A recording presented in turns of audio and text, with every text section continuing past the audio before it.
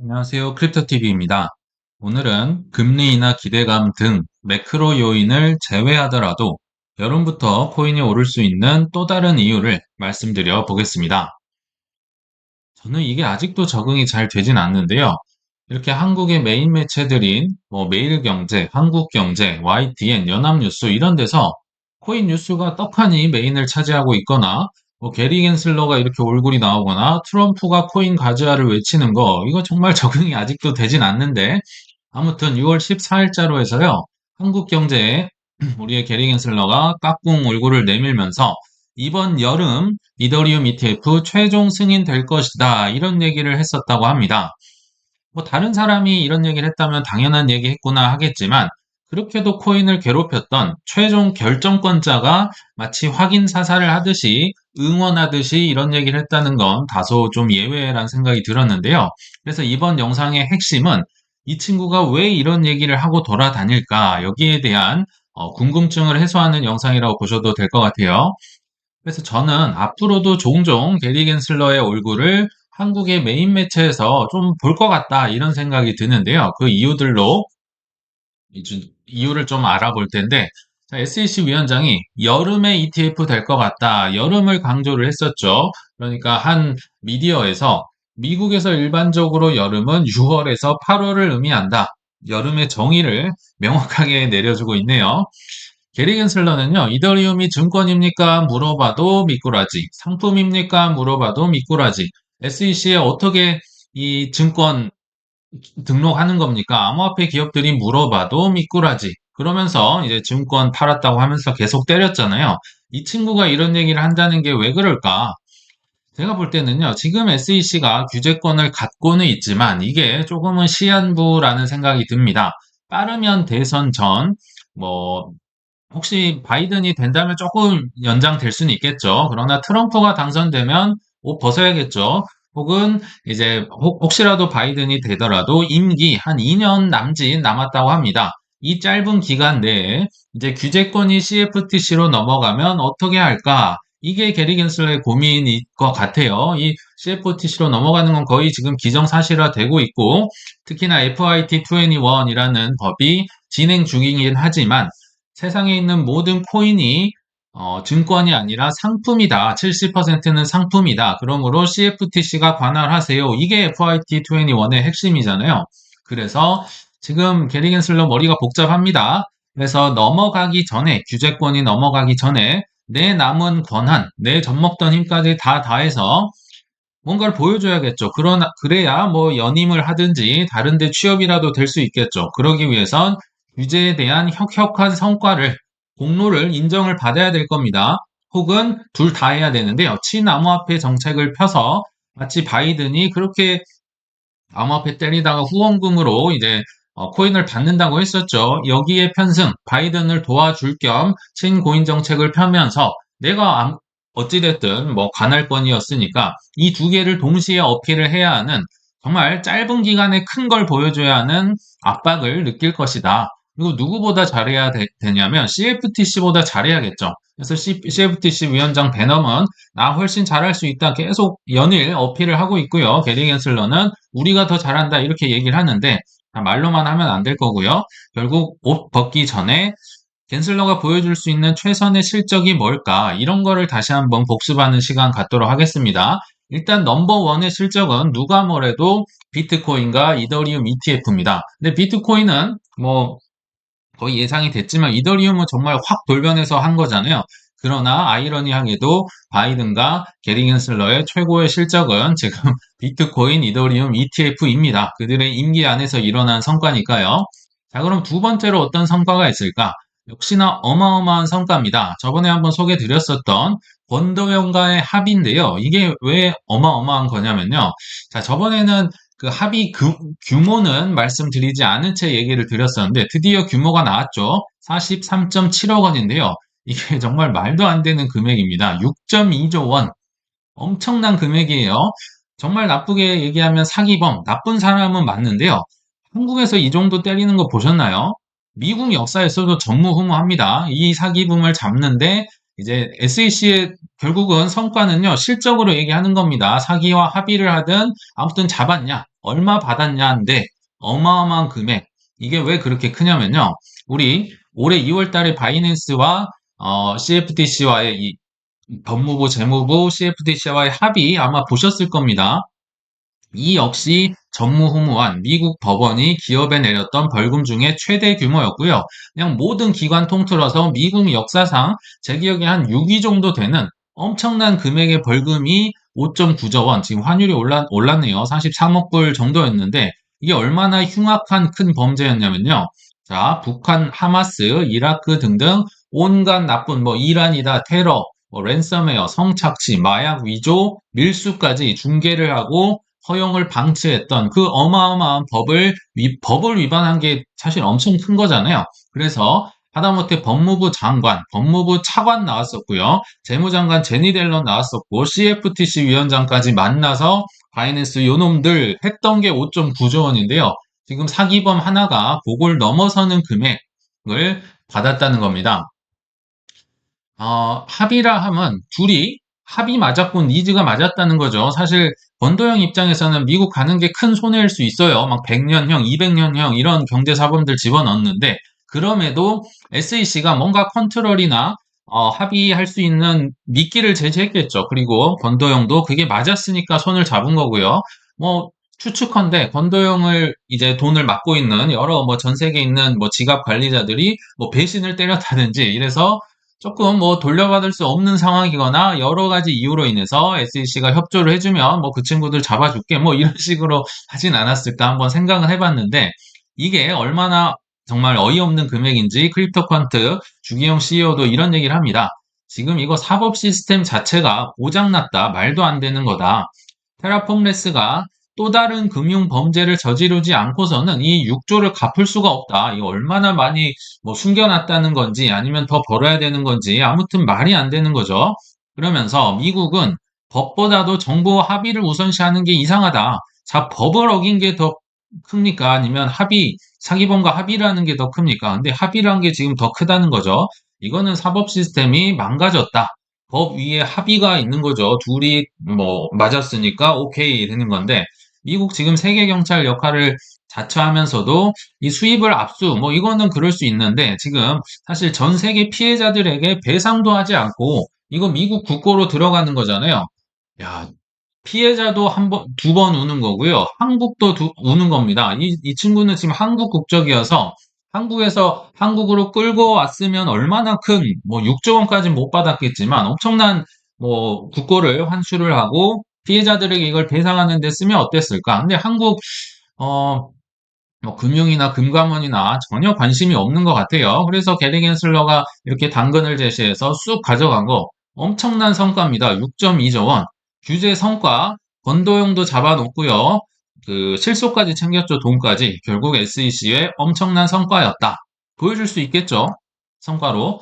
자, 두 번째 또 성과가 뭐가 있을까? 예전에도 말씀드렸지만 리플 성과 보일 수 있습니다. 그리고 솔라나까지도 친암호화폐의 수혜를 받을 수 있겠다.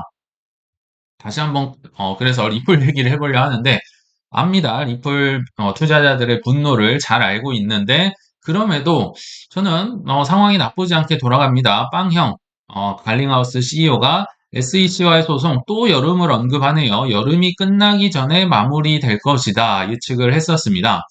사람들이 예상하는 것보다 훨씬 그 법원 판결이 빨리 끝날 수 있다.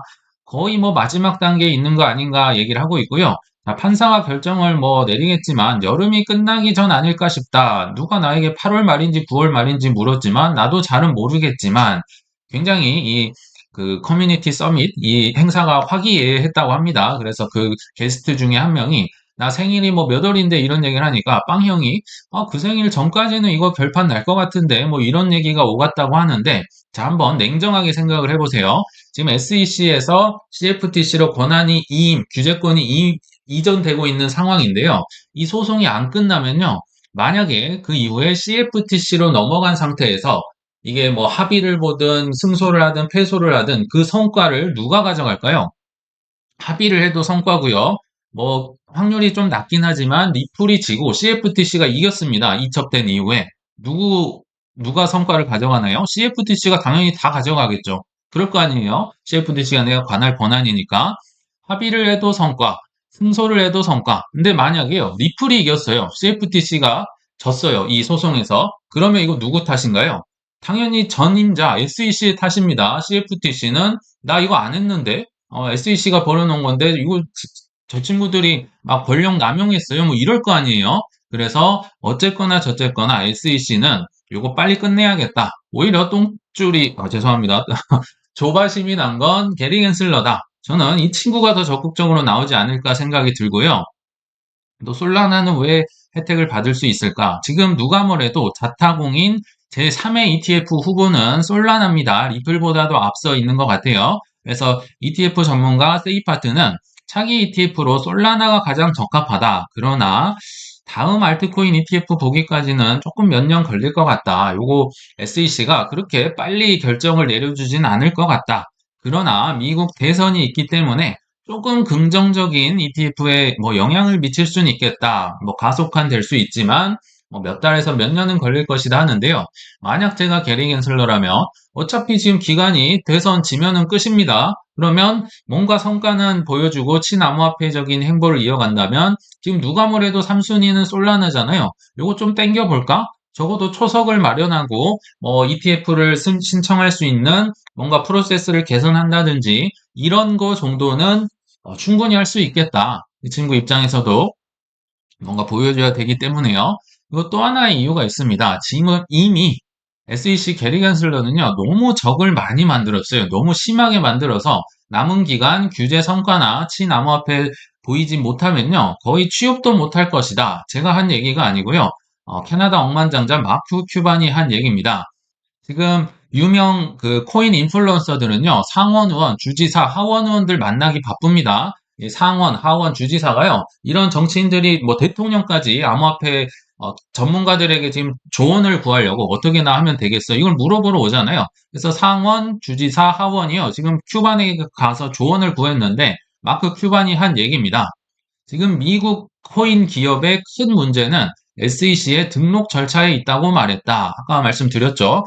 코인 기업들이요, 증권 뭐 맨날 때리니까 SEC에게 나 등록하게 해주세요 하면 등록 안 해줍니다. 뭐 이렇게 하고 저렇게 하고 막 도망갑니다. 그러면서 그 프로메티움이라는 이상한 그 거래소는 또 합법이라고 하면서 등록을 해줬었죠. 그러니까 SEC가 등록을 말도 안 되게 하니까 이게 문제다. 더 정확히 얘기하면 미국만의 고유의 게리 겐슬러 프로그램이다. 게리 겐슬러가 문제다. 이렇게 콕 집어서 얘기를 합니다. 만약 그가 정치 경력을 염두에 두고 있다면 그거 끝났다. 뭐 재무장관 하고 싶어 하는지 모르겠는데 당신 이미 끝났소. 다소 암울하죠. 자, 이제는 전 하원 의원이자 민주당이었던 팀 라이언이라는 전 의원이 있습니다. 민주당이면 사실 같은 배라고 보셔도 좋을 것 같은데 거두절미하고 이분이 얘기하기를 게리 겐슬러는 2년 이내 떠날 사람이다. 같은 편이 약간 확인 사살을 하는 이것도 뭐 좀 뼈아픈 얘기라고 볼 수 있을 것 같고요. 한 발 더 나아가 바이든조차도 지금 어떤 행보를 보이고 있냐면요. 재무부 차관보, 나름 요직이죠. 여기에도 평소에 암호화폐 규제를 뭐 촉구하고 CFTC가 권한 가져와야 한다고 하는 CFTC 위원입니다. 크리스틴 존슨이라는 친구를 차관보 요직에 임명을 했었고요. 또 최근에 역시 바이든이 FDIC 의장, 예금보험공사 나름 요직에 또 한 명의 CFTC 위원인 로메로라는 분을 지명했다고 합니다. 바이든조차도 CFTC 위원입니다. SEC가 아니고요. 이거를 겐슬러가 뭐 재무부 장관 하고 싶어 했잖아요. 이런 희망보직에 집어넣고 있다. 지금 정말 게리 겐슬러는 큰 성과를 보여줘야 하는 굉장히 위급한 상황에 처해 있다. 이게 제 생각입니다. 그래서 뭔가를 자꾸 이제 보여준다는 얘기를 드리고 있는 거죠. 그리고 이거는 부록 차원에서 좀 말씀을 드렸는데요. 자, 그렇다고 해서 CFTC로 넘어간다고 해서 또는 한국이 그 가상자산 이용자 보호법인가요? 7월 19일에 있는 그런 게 있는데 그걸 너무 기대를 해서는 안 된다. SEC나 뭐 CFTC나 한국이나 그 나물의 그 밥이다. 큰 기대는 금물하는 차원에서 금물이란 차원에서 제가 기사 하나를 소개를 해드릴 텐데요. 가상자산 규제 강화에 무게를 두고 있다. ETF 승인은 신중이다. 6월 13일자 이 코인 쪽 관련 한국 부처에서 회의를 했나 봅니다. 그 보고서를 가지고 쓴 기사인데요. 딱 핵심만 얘기하면 첫 번째, 코인의 거래소 업무를 분리하겠다. 뭐 관리나 보관이나 자문이나 뭐 여러 가지 있는데 사실 가장 중요한 얘기를 빼먹었네요. 상장조차도 다 구분을 시키겠다. 따로따로 나누겠다는 거고요. 두 번째는 ETF는 여전히 부정적이다. 이게 이제 핵심이라고 보시면 되는데요. 저도 이런 뭐 글을 많이 써보고 보고서를 써서 제가 만약 이 담당자라면 이렇게 글을 썼을 거라고 추측을 하고 대략 이제 개요를 써봤는데요. 아마 제목은 이런 거겠죠. 거래소 업무 분리를 통한 규제를 효율화하겠다. 뭐 아닙니다. 방안입니다. 제출을 했는데 처음에는 이제 뭐 한 열 몇 페이지 되겠죠. 그 초반에는 환경 분석을 합니다. 한국은 절대 내가 먼저 시도하는 일은 생기지 않습니다. 전체 뭐 선진국이나 타국에서 자, 보관은 누가 하고 있고, 자문 누가 하고 있고, 상장은 어떻게 하고 있고, 공시는 누가 하고 있고, 이런 현황을 이제 쫙 분석을 하겠죠. 타당성을 제시를 해야 되니까요. 그리고 이제 본론 가서 업무 분리를 하자. 그래서 특히 상장 이게 너무나도 크잖아요. 혜택이 크기 때문에 이해상충 이거 해소하자. 뭐 본인들이 팔면서 상장하는 게 말이 되냐? 뭐 투명성을 제고하자. 그리고 깜깜이 상장으로 피해자 보호하자. 사고 예방하자. 뭐 이런 식으로 해서 열 몇 페이지짜리 아마 썼을 겁니다. 근데 요거 기사 나오자마자 이것도 뭐 확인된 거 아니다. 뭐 이렇게 얘기를 하는데 자, 제가 여기서 핵심을 말씀드리면요. 상장을 따로 하자는 얘기는요. 뭐 편의상 상장위원회라고 하겠습니다. 상장위원회를 만들어서 그 위원회의 장은 공무원이 하겠다.